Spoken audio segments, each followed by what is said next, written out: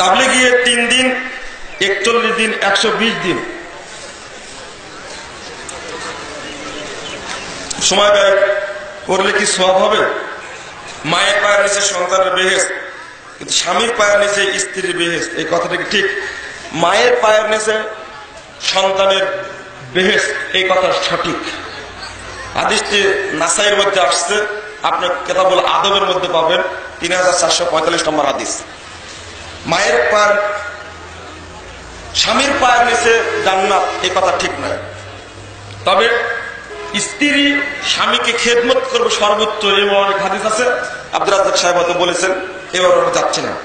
তাবলীগে গিয়ে 3 দিন বা 41 দিন বা 120 দিন অবস্থান করা, এই মর্মে শরীয়তে কোনো ভিত্তি নেই, পাওয়া যায় না। সুতরাং প্রচলিত তাবলীগ সম্পর্কে এতটুকু বলবো যে তাবলীগটি চালু আছে আমাদের দেশে, বিশেষ করে উপমহাদেশে, উপমহাদেশ না গোটা পৃথিবীতে যেখানে যাবেন সেখানে ইলিয়াসি তাবলীগটা পাওয়া যাবে। অথচ ইলিয়াসি তাবলীগ সম্পর্কে আপনি এতটুকু জেনে রাখুন যে এই তাবলীগের রীতি পদ্ধতি দর্শন সবই নাজিল হয়েছে স্বপ্নে।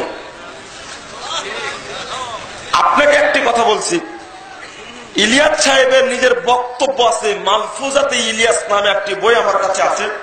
সেই বইটির 51 পৃষ্ঠা খুললে উর্দু বই, মৌলানা মনজুর নোমানি সংকলিত, অসুস্থ থাকা অবস্থায় তার কাছ থেকে সাক্ষাৎকার নিয়েছেন মৌলানা ইলিয়াস সাহেব। এই বইয়ে 51 পৃষ্ঠায় আলোচনা করতে গিয়ে কয়েকটি কথা উল্লেখ করেছেন যে আজকাল মুসপার উলুমে সহিয়া কি ইলকা হতা হয়, আমার উপরে আজকাল সহি এলেম নাজিল হচ্ছে, তাকে কোশিশ করো মুঝে নীंद জিয়াদা আয়ে, তোমরা প্রচেষ্টা চালাও আমার জন্য ঘুম বেশি বেশি হয়। খুশি কি वजह से नींद कम होने लगी, আনন্দের চোটে ঘুমটা কম হচ্ছিল। এই কথা বলার পরে তাকে ডাক্তার আর হাকিম সাহেব কি मशवरा से शेर पर तेल मालिश कराए। কবিরাজ আর ডাক্তারের পরামর্শে আমার মাথায় তেল মালিশ করানোর সিদ্ধান্ত নিলাম, তাকে জিয়াদা নীंद में तरक्की हो गई, যার কারণে আমার ঘুম বেশি বেশি হওয়া শুরু হলো। এর পরের কথা হলো আপনি ফরমায়া, তিনি আরো বলেন इस तबलीग का तरीका भी मुझ पर ख्वाब में मुनकाशिफ हुआ है। এই তাবলীগের তরিকাটাও আমার উপরে স্বপ্নে নাজিল হয়েছে। আচ্ছা বলুন, পৃথিবীর ইতিহাসের সর্বশ্রেষ্ঠ মুবাল্লিগের নাম কি? মুহাম্মদ সাল্লাল্লাহু আলাইহি ওয়াসাল্লাম।